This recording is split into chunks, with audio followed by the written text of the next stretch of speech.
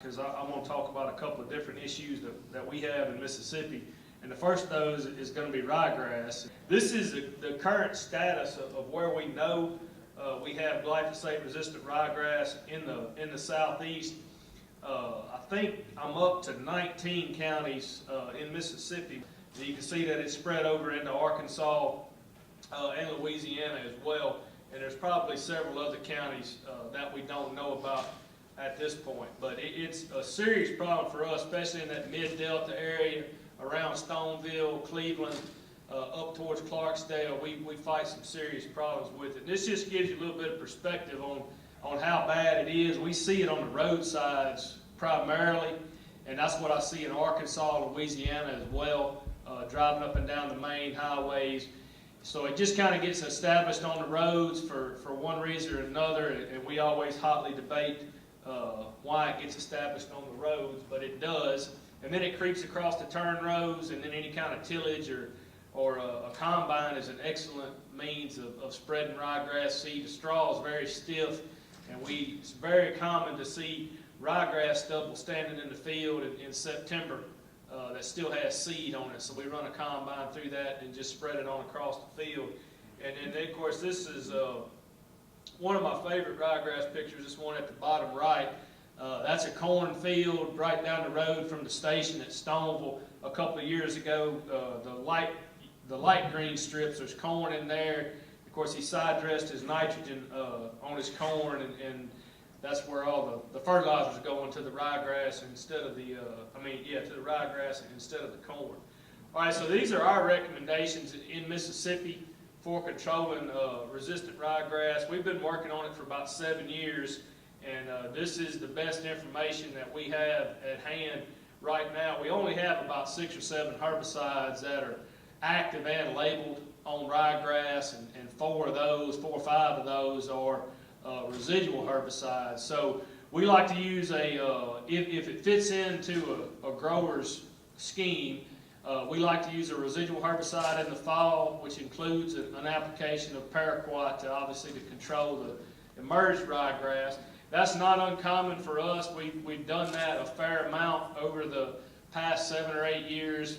First of all for horseweed, now for ryegrass, and now we're using a lot of residuals in the fall for henbit. So we've done that successfully for several years. Then we like to come back and start cleaning up escapes as early after the first of the year as possible. The first application would be Select Max or another clethodim containing product,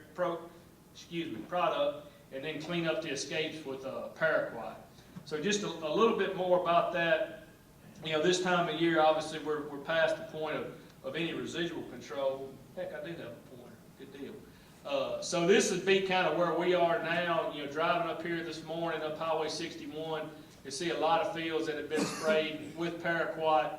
So we like to include a photosynthetic inhibiting herbicide in with the paraquat. Kind of heats that application up, and we get better control. You can see, especially with the lower rate, we improve control with Syncor, atrazine, or Direx, and then significant, but to a lesser degree, at the higher rate of gramoxone. So we've got flexibility on which crop we're going into as far as adding one of these PS2 inhibiting residual herbicides to the gramoxone. Now you will notice that our rate of gramoxone for ryegrass is quite a bit higher than what we use for a lot of other applications.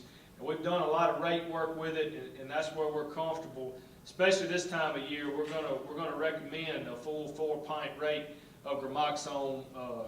This is Ention from a couple of years ago, be gramoxone SL now. In the fall, I guess, just to mention, when we add paraquat with the residual, we do back that off to 2 to 3 pints, but it takes a pretty good shot of gramoxone to take it down. So this would be our full winter-long program. On this chart, you've got the first cluster of bars here is where we do nothing in the fall. This would be more of a traditional tillage in the fall or residual in the fall. So if we do nothing, all right, this is data from 2010 and 11, so last year. So we're with these post treatments, either Select or gramoxone or a sequential. we're fighting the full flush of ryegrass, all right? That particular year, it started coming up about the 3rd to 4th week of September. All right, so by the time January gets here, we're fighting the full army of ryegrass in these plots. All right, when we use that 2-shot program, we still only get about 83% control. If we do a tillage event in November, which obviously is dicey depending on the weather, we've been very fortunate the last couple of years to be able to get those plots disced in November. So I think this particular year, I think it was November 1st, I believe, when we did it. We can still get over 90% control with those 2 post-emergence applications in the spring. But if we use the dual in the fall, we have a pretty easy time of going out and cleaning up the escapes with either or the Select or Gramoxone. So this would just be some pictures from some of the different treatments. All right, this is the no-fall treatment. This is a natural population of ryegrass. This is on a grower's field right down the road from the station, and we've let it go some, so we've probably got more than we would have naturally, but all the seed in this particular test is naturally occurring ryegrass. So this is dual magnum in November. Pictures taken March 24th. So that's no follow-up treatment. You can see we just got a few escapes that we need to go out and clean up. This would be Gramoxone only, so no prior treatment before Gramoxone the last week of February. And then this would be dual magnum in the fall, and then followed with Gramoxone. Is that right? Yeah. Followed with Gramoxone in the spring. So just fairly easy at that point to clean up those few escape plots. Question always is, these treatments are very expensive, and we're basically targeting one weed. All right. With that fall application, and then with the Select, we're only controlling the weeds. And those numbers you see at the top of the pictures, those are the costs associated with these treatments based on the Mississippi State Ag Econ budget. So you can see we're spending upwards of $40 most times to get over 90% control. So one weed, $40-something before we even have a crop in the field. Obviously, that's a significant cost. But one thing that we're seeing with ryegrass is that, well, first of all, it doesn't make nearly as many seed as a Palmer amaranth. You're looking at 40 to 45,000 seed per plant versus, anywhere from 250,000 to 1 million seed with Palmer amaranth. So we think that we can get ahead of this one, and that's one of the things that we're doing this year. We've got some plots set up, trying to get some treatments out on them this week until it rained. Kind of, following Ken Smith's model with the zero tolerance, but on pigweeds. But we think if we've had several growers that have been very aggressive on this weed, where they've had some serious problems in the past, and they have been able to back off to more maintenance type applications. But just as a testament to how important it is to control it, Tom Eubank took these pictures a couple of years ago. This is a cornfield. The first, 4 or 5 rows right along there's a gravel road right over here on the other side of this power line. You can see the difference in the height of the corn where there's ryegrass and where there's no ryegrass. And then some other pictures showing the same concept down at the bottom. All right, these are also Tom's pictures. This is a field that he looked at last year.